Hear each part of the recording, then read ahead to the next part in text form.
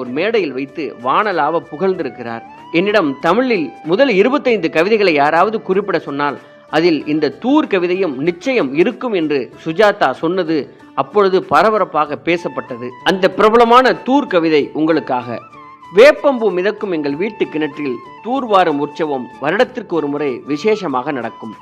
ஆழ் நீருக்குள் அப்பா முங்க முங்க அதிசயங்கள் மேலே வரும்.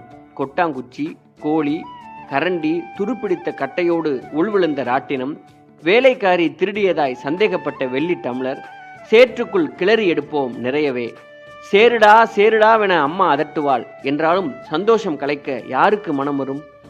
படைவென்ற வீரனாய் தலைநீர் சொட்ட சொட்ட அப்பா மேலே வருவார். இன்று வரை அம்மா கதவுக்கு பின்னிருந்துதான் அப்பாவோடு பேசுகிறார். கடைசி வரை அப்பாவும் மறந்தே போனார் மனசுக்குள் தூர் எடுக்க. எழுத்தாளர் சுஜாதாவிடமே பாராட்டை பெற்றுவிட்டதால் இவர் மீது புகழ் வெளிச்சம் பரவ